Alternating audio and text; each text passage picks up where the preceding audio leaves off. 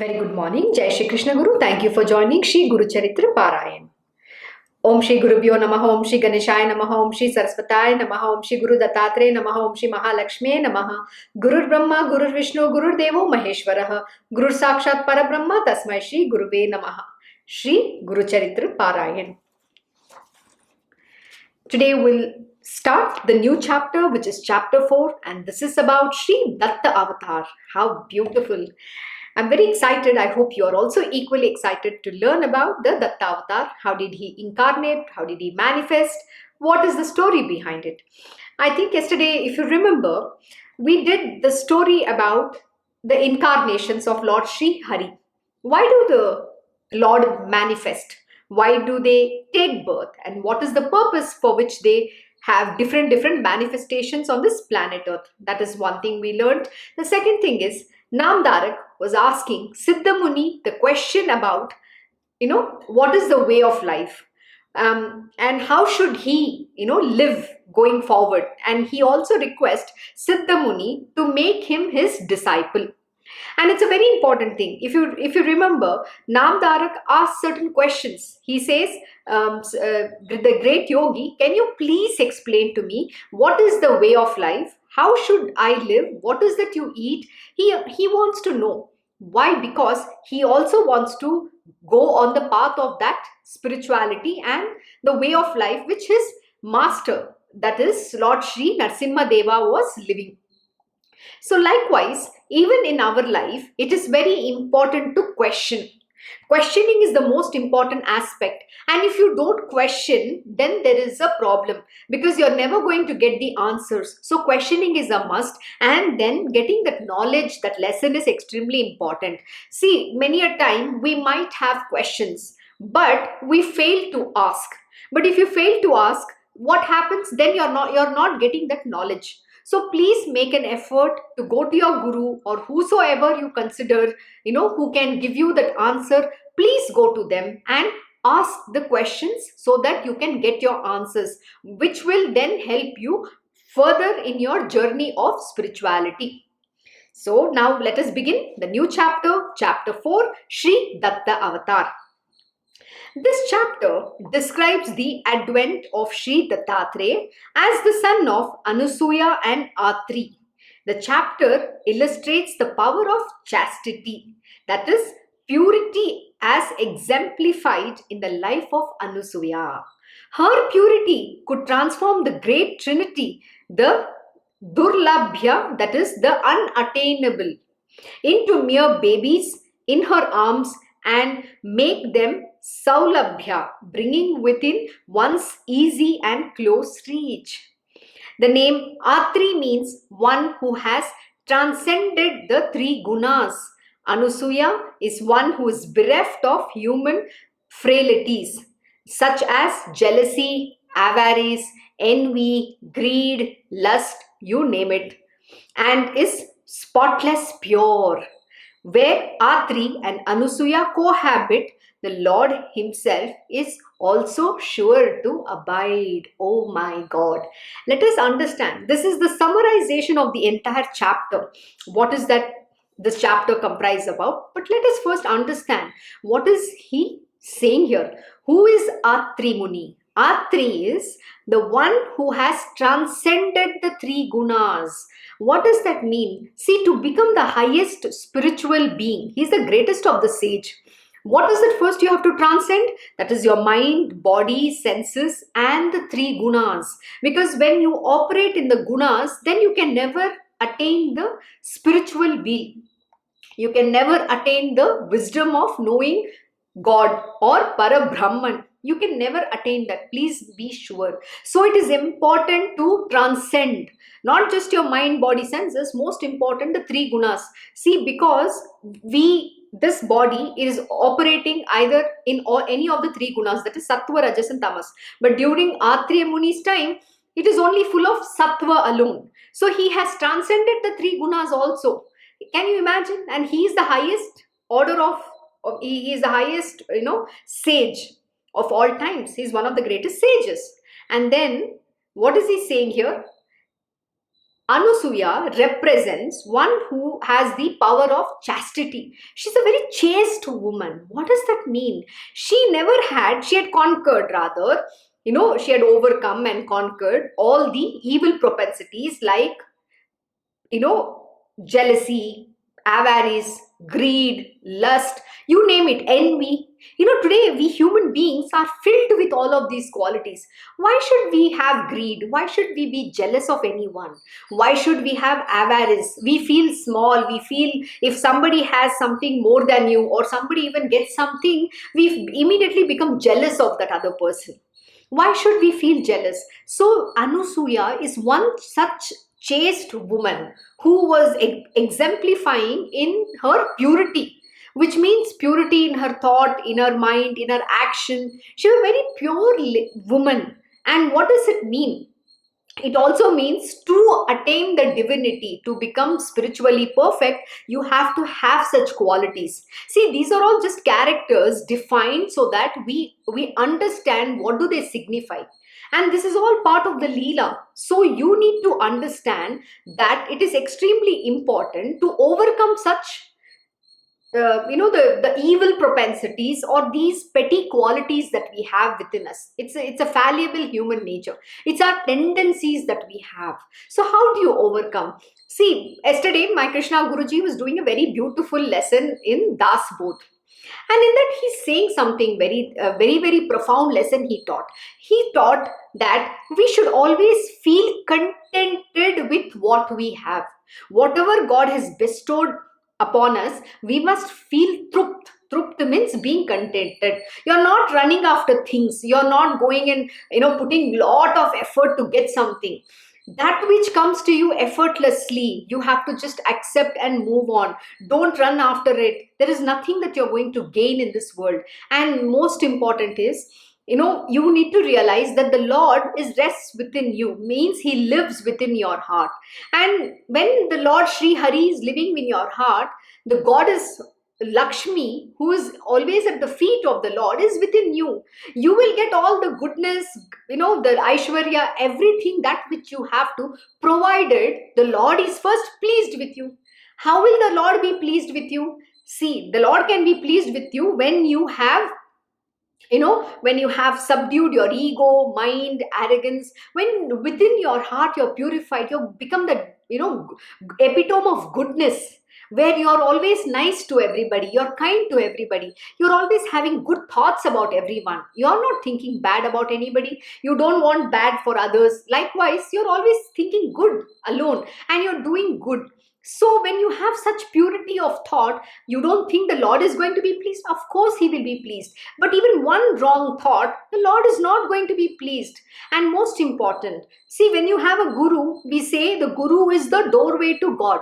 What does that mean? See, when you serve your guru, when you surrender to your guru, and when you follow everything that your guru ordains you to do, then only he will get pleased. He wants to see how well you perform in your world, whether it is spiritual, material, it is immaterial rather, but he wants to see how good a human being you are, how much effort are you willing to put, and then only he is pleased. And that is why I keep saying this, God realization means, or self realization. When the self is pleased with you, and who is this self? The Guru himself, because he is the Parabrahman who has manifested. And when he is pleased with you, don't you think with his grace you will attain that realization? That is why we say Moksha Moolam Gurur Krupam. But if you're not going to please your master, if you're not going to please your guru, where is the question of you getting any realization? You think Lord Hari is going to be pleased with you? Of course not. And then why is Lakshmi going to be pleased with you? She is not, because her Hari is not pleased, so she is not going to be pleased. Then what makes you think you're going to get any wealth, anything? Then you can't get anything. That is the reason why we will only operate in our karma. So whatever is we have to get as part of our destiny or prarabdha karma, that is all we will get. But when the Lord is pleased, when your guru is pleased, please remember, your destiny is not going to come into existence. Then the Lord himself will bless. that which is required for you and for you to evolve in this world and to do good for everybody. And that is why we say wealth is to establish dharma. Baba's Poti, he always keeps saying this one line: wealth is to establish dharma. What does that mean? Wealth is not for us. Whatever that is coming to us, of course, we have to manage our subsistence and sustenance and take care of our living. Plus, from that, we have to do good to this world. We have to give, especially to those who can never repay back to us. So giving is a must. Serving the humankind is extremely important. That is the only way for becoming good and attaining that God realization. So when the goddess is pleased, then only the wealth will come to you. Otherwise, you're not going to get anything. So please understand. So whatever that you have been blessed is right now as per your prarabdha karma. That is all you're going to get. You might think, oh, my God is blessing everything. See, please remember, the great masters are not so easily pleased, because he wants that extraordinary effort in that disciple. He wants to see how committed his disciple is. He wants to see whether his disciple or devotee can put God first in his life. But if he's going to put all the material worldly things like your mother, father, husband, brother, sister, marriage, job, every other thing, then God is in the last. God is only there to fulfill your desires. So you think Lord Sri Hari is going to be pleased with you? Of course not. So whatever you're going to get is only going to be as per your prarabdha karma. Nothing less, nothing more. But when the divine Lord is pleased with your bhakti, and please remember, that is when the goddess will bestow upon you that which you cannot even imagine. That is when the wealth or whatever, success, glory, grandeur, everything comes to you, not otherwise. So you need to understand, this is a very interesting thing. The gurus are never going to tell you all these things, because they are going to be always incognito and operate in their own way. Yeah, yesterday in the chapter where Sri Siddha Muni is explaining about Gurunath, in that he says, when you are a devotee of the Guru, when you are a Guru Bhakt, there will be no more want of wealth, food, clothing, wealth. Everything will be bestowed based on your desire. He uses a very interesting word. He says your desire. He is not saying that is what the Guru wants to bestow upon you. Whatever is your desire is what the Guru is going to be fulfilling you. Why? Because you are a Guru Bhakt. But do you know, when you surrender to the Guru wholeheartedly, then your desire don't come existence, because then you become desireless being. Then you are only a Guru Bhakt. Then there is nothing of yours. You're one with your Gurudev. Then whatever comes to you will be blessed by your Gurudev. That will be blessed by Lord, Goddess Lakshmi, based on your Guru's will, the divine will. That is very profound. That is what you have to seek. That is what you have to get. But whatever that comes to you, see, marriage or job or whatever you ask, that is only coming because you have asked for it. That is your desire. So don't tell that my Guruji has told me, my Guruji gave me this job, or my Guruji told me to marry this girl, or my Guruji told me to do this thing. No, Guruji is not doing anything. That is your prarabdha karma. That is only your destiny is playing over there. If you had listened to your Guru, then the whole equation is very different. So this is something you need to very importantly understand. See, these are codices. The way you interpret these scriptures is not what it is. It is not a direct interpretation. This is very profound truth. And yesterday, that is exactly what my Krishna Guruji was teaching from Samarth Ramdas Maharaj's Das Bodh. In that, he's very beautifully explained how their divine Lord bestows upon you. But for that, first you need to become eligible. You need to become spiritually deserving. And when you do all that, when you put that self-effort and when you get there, that is when the divine blesses. But for that, are you ready? Patrata is very important. You need to have that ability to receive that grace, which is only through self-effort. It is not going to come otherwise. So don't always go with your desires to the divine being. Ask them, surrender to them, and attain only spiritual will. When you become a desireless being, and when you go to them with a full 100% devotion only to the divine Lord, then whatever you have to get will come as per the ordain of the divine will. And that is the beautiful thing that you can ever imagine, that ever you can ever, I don't know how to explain this. It is something indescribable. Why? Because what they grant you or what they bestow upon you is beyond your own imagination. You wouldn't even have been able to fathom that. That is what you will get in your life. Otherwise, if you give in to greed and desire, then in your karma is always under operation. You might have your guru, you can do his seva, nothing is going to work. Please remember this. Embed this lesson in your heart. No matter how much you say, oh, I have Guru Bhakti, that is only lip service. You have to, wear yourself for your Guruji. You have to show how much devotion you have. Till that time, nothing works. Spirituality is not such a easy thing. And that is why it is said, Lord Shri Krishna is secret, is unknown, he's unattainable. And here, what is it saying?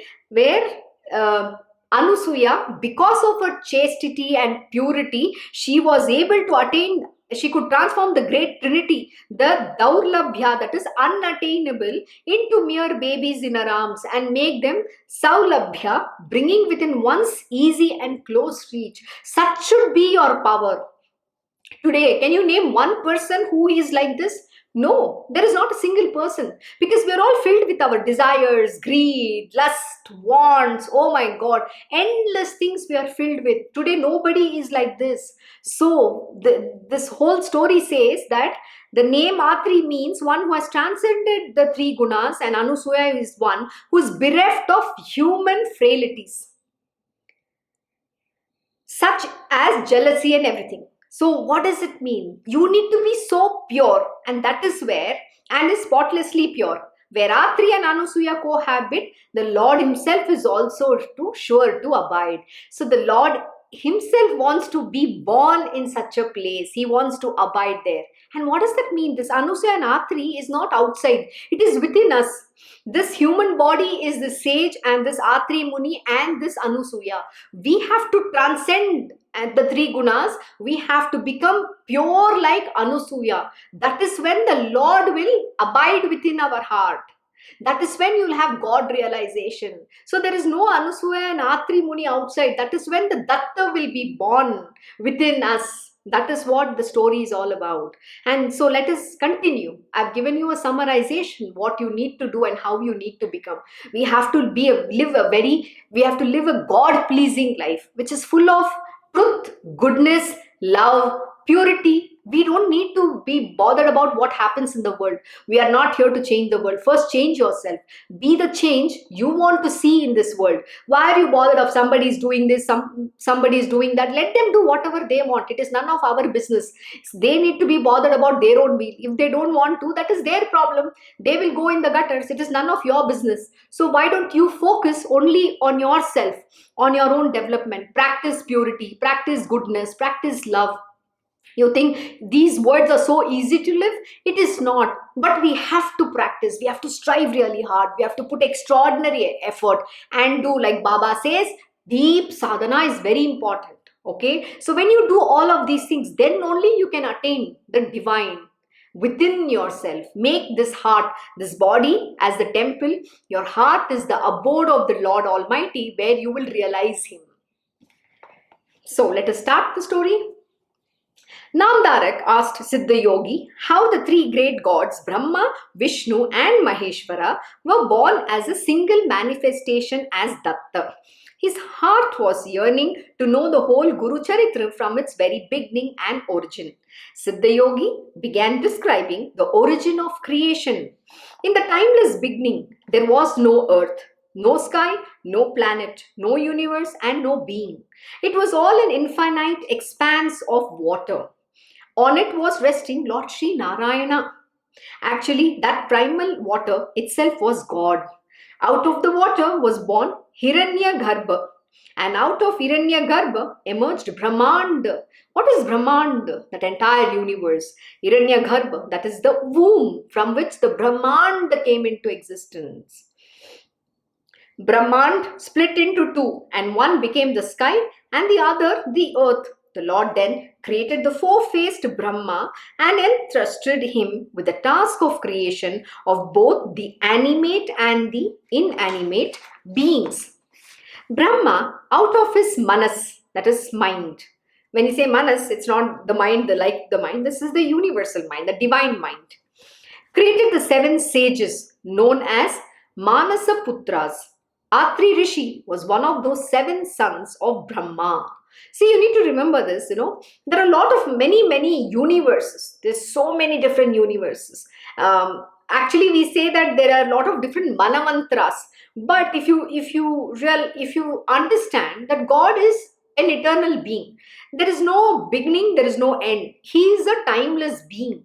So we cannot even say that when there was no specific date and time to say he came into existence at this time. No, the only thing we're talking about, how many such earth universes were created. So it's not just where we are right now sitting and talking, but like this there are so many different universes where he's manifested himself, and he's doing his leelas everywhere. So you cannot fathom the creation of the divine master. That is exactly what I'm trying to say. You cannot literally fathom, but these seven rishis are an eternal being. They're always there. So they come with the Lord. Every time the creation happens, they all come to play a role. Atri practiced severe penance for countless number of years and attained Brahmanyana. Later, at the instance of Brahma, he married Anasuya, the daughter of Kardama Prajapati. Anasuya was the embodiment of perfection and was entirely blemishless, and her name itself indicates. She had no malice against anyone and had overwhelming and motherly love for all beings. See, this is very important. We have to have love for everybody, motherly love, where it is unconditional. And it's not a conditioned love. Like in today's day and age, the women only thinks, oh, if I'm giving birth, it is only my son. So I will only love my son or daughter the most. I cannot love anybody else's child. No, that is selfish. So please, let's not even get there. We are talking about somebody who can love this entire world as their own children, the entire creation as their own children. That is the kind of love Anasuya had. And she had no malice against anyone and had overwhelming and motherly love for all beings. She was an embodiment of chastity, who worshipped and considered her husband as God alone. She is reckoned foremost amongst the Pativratas.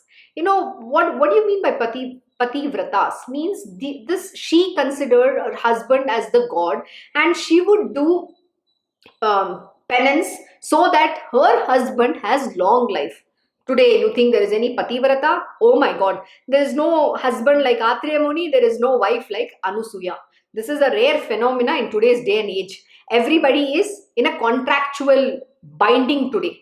People get married because they have certain gains from it. So you scratch my back, I scratch my back. That is what exists. There is no love. There is no love in the marriage. Please, let's not even talk to get to that point. It's a subject, it's a taboo subject in my life, because I don't consider marriage as something very unique. You don't have this kind of an husband and wife relationship in today's day and age. See, marriage is a very beautiful institution, but nobody lives that meaning today. Nobody understands what that institution means. People think I want to get married because I want to enjoy life. I'm in love with someone, but that love is only momentary. It's very transient. It doesn't last. The real love that we talk about, this kind of love, is unconditional. It is a love which you cannot express. And in this kind of a marriage with like Anusuya, who's a Pativrata, her love for her husband, that is Atriya Muni, is unconditional and it is ever growing. It doesn't stop. You take any material worldly marriage, the marriage, like they say, there is a saying, honeymoon period is only for 90 days, after which it becomes a very mundane existence. The husband and wife are at each other's throat. Then the husband wants to spend almost all his time at work. The wife will also go to work and she wants to spend her time at work. So they just come back and live like it becomes like again a monotonous job. There is no love or life in that relationship. It's very sad that we have entered in such an age. But sometimes I don't understand, then why do you get married if you cannot have that meaningful life? Anyway, that's not for me to answer. That is for those who are getting married. They need to answer this question. Her fame and glory spread far and wide, all over the three worlds. Indra, the lord of heaven, felt all his power waning out into insignificance like that of an oil lamp before the dazzling and splendorous sunshine of the rising glory and powers of Anasuya, and was afraid of losing his supremacy. God Indra, the mind, is always worried about losing his throne. What does he do? He always wants to tell you you are right, which is nothing but making your ego very strong. Don't ever succumb to Indra. And every time when your Guruji says or tests you, you want to, pounce back on him or whatever he's saying that how you are right and how your Guruji is wrong. This is what the Lord Indra does. Why? Because he doesn't want to lose his supremacy over here. See, it's very nicely explained. So what is happening to him? So he could not take Anusuya's the power because of her purity. So Lord Indra wants to go and disrupt. So he tries to do something to cause a disruption or try to ensure that the other person fails in their life, so that he can maintain his egoistic supremacy all the time, which is what happens within us. We never want to let our ego. We want to say we are always right. You're not right. Please remember, anything that is done through the mind, you're always wrong. Your Guruji, your Gurudev, the God Almighty is always right. So when you surrender, like my Krishna Guruji will always teach me one very important lesson, and that lesson is simply this. He'll say, even he deliberately will say certain things. It's not wrong. It is only a way of talking. He'll say certain things deliberately, which will appear wrong to my mind. Wrong in the sense, I will try to correct him. Oh, no, this is what it is. But the reason he does is so that to see whether I'm just surrendering my mind and ego and saying, yes, Guruji, you are right. Even if the Guruji is saying something that might not be right, you have to still accept it. That is what it means to surrender your ego. But immediately, what does the mind do? It wants to correct. Oh, look, you don't know. It tries to correct the other being, especially your Guruji. You cannot do that, because your Guruji is all knowing. He knows why he's doing what is he doing. So are you trying to correct him? That is not correct. You can't correct your master. He knows. You think he doesn't have knowledge? He's the master of all knowledge. He's the knowledge incarnate. So what are you trying to do with him? So don't ever use your petty mind. You don't have knowledge. You're the one who has to sit at his feet and learn.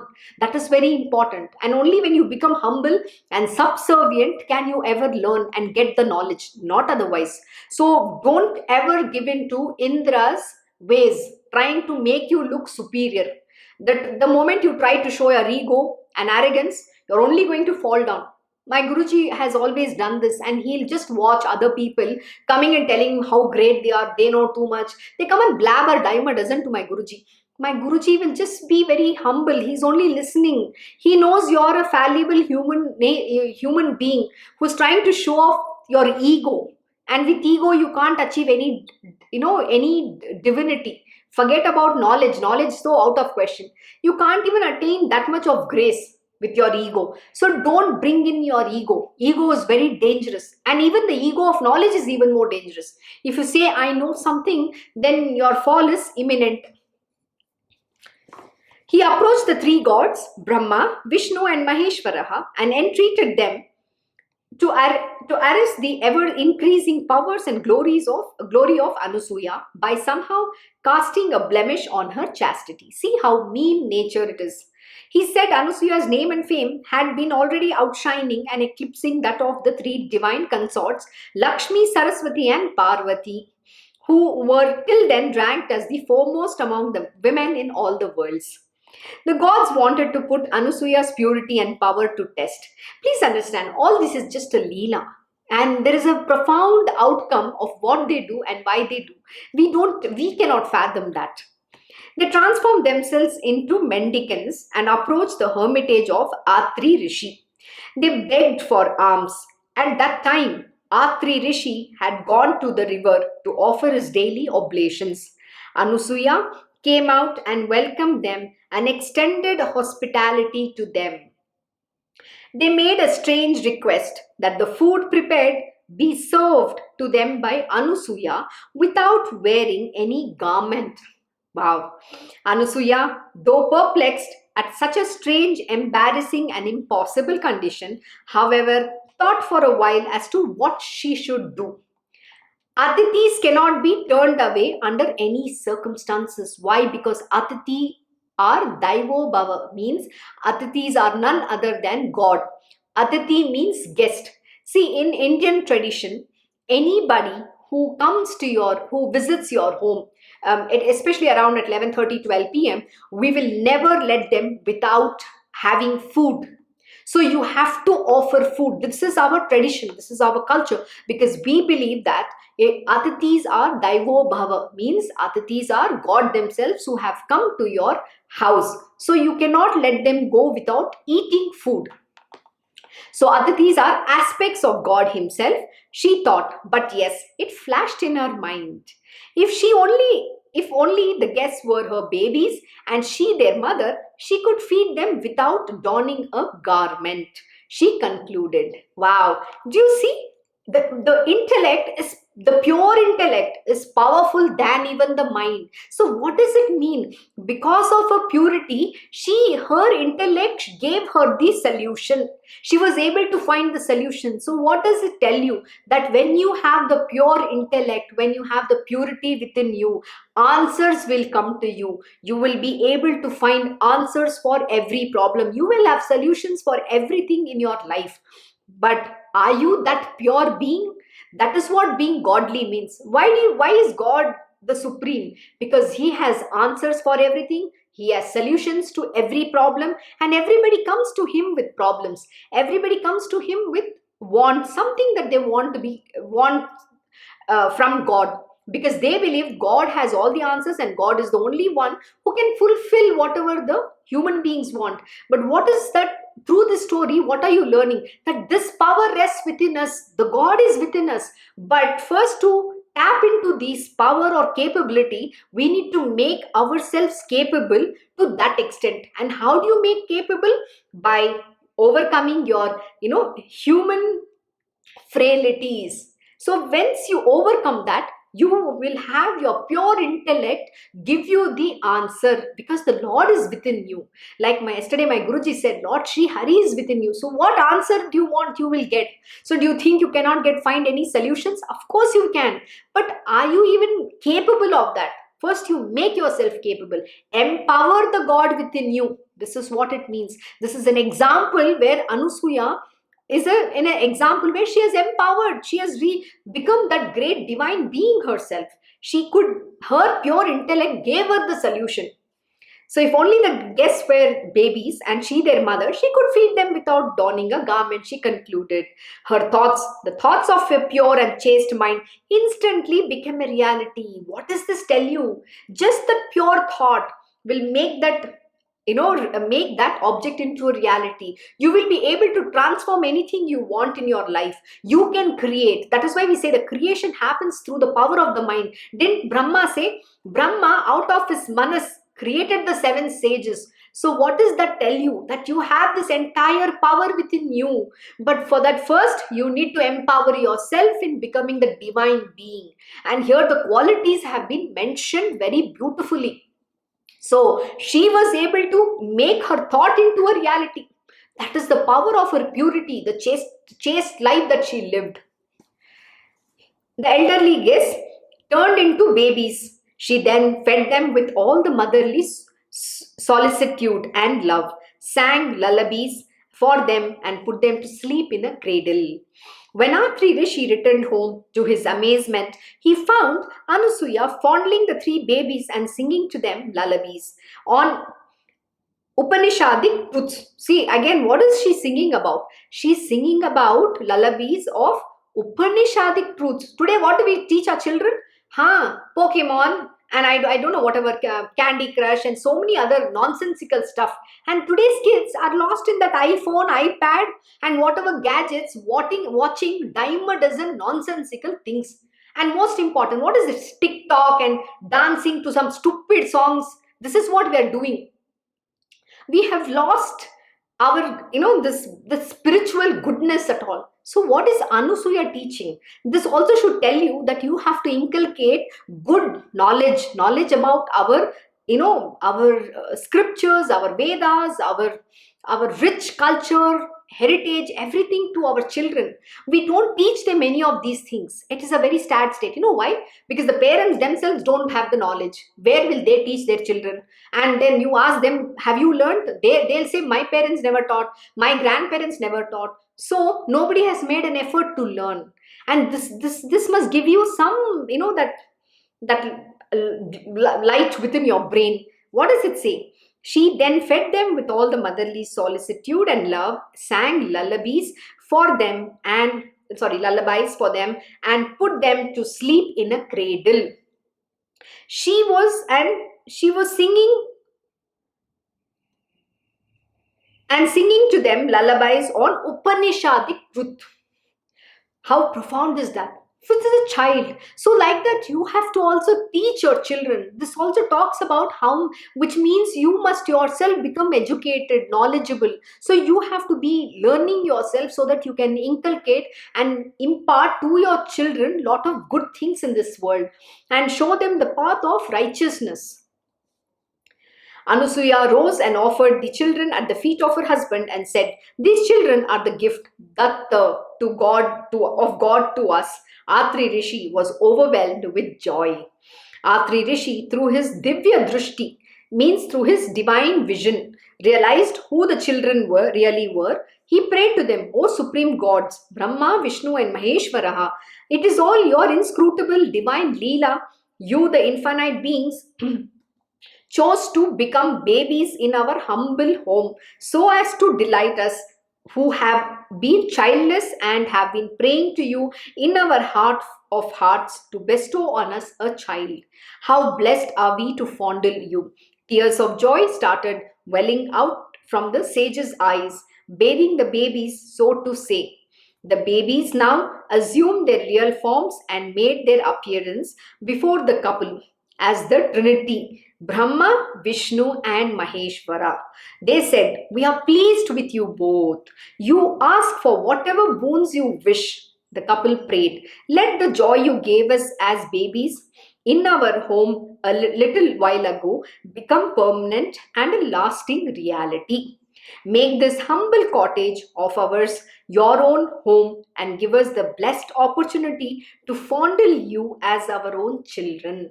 Imagine, which God will not want to be born in such a beautiful home, abode, where both the parents are so pure. They are divinely being. They're only talking about the God. This is what it means. And the real Adhyatmic truth is, all this is within us.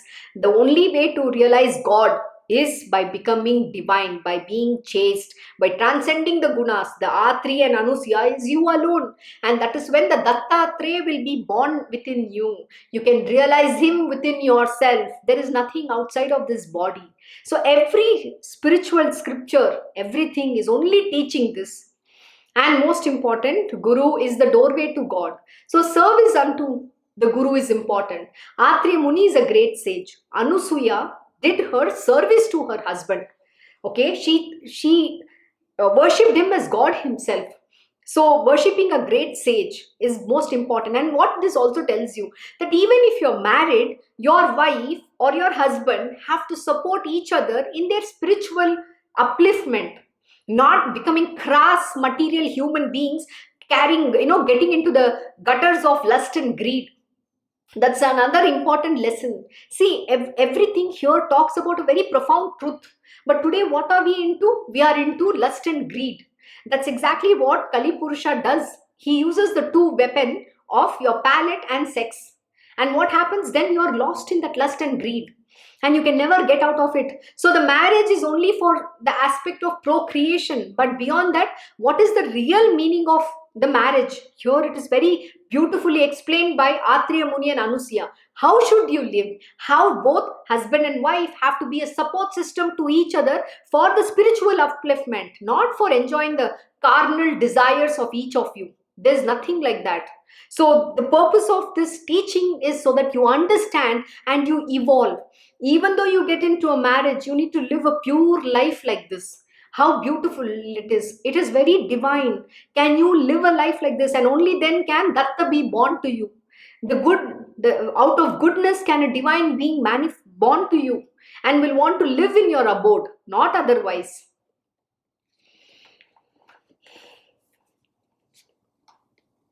The babies now assumed their real forms and made their appearance before the couple as the Trinity, Brahma, Vishnu, and Maheshwara. They said, "We are pleased with you both. You ask for whatever boons you wish." The couple prayed, "Let the joy you gave us as babies in our home a little while ago become permanent and a lasting reality. Make this humble cottage of ours your own home and give us the blessed opportunity to fondle you as our own children." The god said, "Your wish will surely be fulfilled. Let us also, who have never known what a mother's and father's love is like, experience and enjoy it as children in your home." That is in truth what we have been seeking for and why we came here under the pretext of Bhiksha. So everything is programmed. It's all a divine Leela. So everything happens so beautifully. Now let's see what happens next. To Anasuya, Brahma was born as Chandra, Vishnu as Datta, and Maheshwara as Durvasa. And what does Datta mean? The adopted child. He was an adoption. He was given by the god himself, Datta. And then Dattatreya. Atreya means he is the son of Atreya Muni. How beautiful. Dattatreya, one who is a gift of God. The children grew up under the fondling care of their parents. Atri Rishi performed their Upanayana Sanskara. After this, Chandra sought permission of his parents to take his place in the skies and to make it his abode. Durvasa also sought permission of the parents to leave home for his pilgrimages and penance. Both of them merged their divine selves and power in their brother Datta before their departure from home. Thus, in Datta were merged all the divine aspects and powers of the great Trinity, which became symbolized in his 3 faces and 6 hands, and because of which he came to be called as Dattatreya. The name also bears another meaning: the one who gifted himself as son of Atri, Atri Putra, which is he gifted himself to Atreya Muni. So the one who gifted himself as son to Atreya Muni. Dattatreya, from his very early years of life itself, took to the task of redemption of the world as the supreme Guru and protector, supreme master. So Dattatreya is the supreme Guru of this universe. And who is supreme Guru? Who is Dattatreya? Dattatreya is none other than the incarnation, or he is none other than Lord Sri Krishna himself. He is a Purna Jnana avatar. He is a complete Jnana avatar, means the knowledge aspect, avatar, who manifested, incarnated to dispel darkness of ignorance in this world and to bestow spiritual knowledge and wisdom and on all the aspirants of spirituality. Very, very important. I will reread this. He is the Purna Jnana avatar, the knowledge, the Parabrahman himself. And who is the complete knowledge himself? Is Lord Sri Krishna. He is a manifestation of Lord Sri Krishna himself, incarnated to dispel the darkness of ignorance in the world and to bestow spiritual knowledge and wisdom and all the spiritual aspirants. Very important, on all the aspirants. Who is the aspirants? One who's truly seeking for the spiritual wheel. Not on everybody. This line very clearly explains, yes, he wants to bestow spiritual knowledge. He wants to dispel the darkness, remove the ignorance and bestow wisdom on all the aspirants of spirituality. So you have to be a seeker. You need to be a real aspirant who is seeking that spiritual knowledge. Only then can you get that grace. And that is what Lord Dattatreya did. And I also would like to share a very small story about the birthplace of Lord Dattatreya is in Bhaktapur, which is in Nepal. In fact, I have written a small story about that. So there's a place called Bhaktapur in Nepal where Lord Dattatreya, where Atreya Muni and Anasuya lived. This is many years ago, of course. And unfortunately, because of the Kali Yuga, it was very sad state that when I had the privilege to visit the holy shrine of Lord Dattatreya in Bhaktapur along with my Krishna Guruji. It was very sad to see how the deterioration has happened. There was a very small temple of Lord Dattatreya and there was a very old priest sitting there. Nobody was there to take care of the temple. It was a very sad thing to see how the deterioration was happening. And around the temple shrine within the Bhaktapur, most of the temples were converted into a coffee lounge, a bar. I don't know, everything's commercialized. The temples were being made into offices, and I still remember my Guruji sitting at the stamba of that temple, and he was very angry. And at that time we got the darshan of Lord Dattatreya himself. There was few dogs, who it came near my Guruji. It is a very beautiful experience. And that day my Guruji said, before he left Nepal, he said these places are not going to be there anymore. And you know what, and after that, a few years later, the earthquake happened. All of this temple has vanished now. But at least it's very grateful, and I'm blessed, I can say, with my Guruji's grace, that I was able to, touch and visit his holy feet in where he has born to the sage Atri and Anasuya, where he had manifested, where he had incarnated. So it was really a very humbling experience. So with that, we end this most beautiful chapter about how did the birth of Lord Dattatreya happen, and who is Lord Dattatreya, and how he is the supreme Guru, who is an incarnation of Lord Shri Krishna himself, is going to do a lot of different, who has come and taken the charge to impart spiritual knowledge and wisdom to the real spiritual aspirants and to dispel the darkness and ignorance from this world. So with that, we end the chapter today. We will begin the new chapter on Monday. So wishing you all a very happy Friday. I hope you enjoyed today's lesson, and please go contemplate, meditate and internalize. This is a very, very important. There are a lot of beautiful lessons from this, and please, take some of these lessons and go on your spiritual journey. And it is very important to attain the spiritual wheel. Thus ends the 4th chapter of Sri Guru Charitra, describing the glorious advent of the Lord Dattavatar on earth. So glory to the all-merciful, the omnipresent and the ever-responsive Gurunath. Thank you so much for joining Sri Guru Charitra Parayan. I'm wishing you all a very happy Friday. Om Shri Mahaganapate Namaha. Om Shri Gurudev Datta. Om Shri Sachidananda Sadguru Sainath Maharaj Ki Jai. Om Namo Bhagavate Vasudevaya. Digambara Digambara Shripad Vallabha Digambara. Om Shri Krishna Gurunathanataya Shri Guruve Namaha. Om Devi Durgaya Namaha. Om Shri Krishna Arpanam Namastu. Krishnam Vande Jagat Guru. Once again.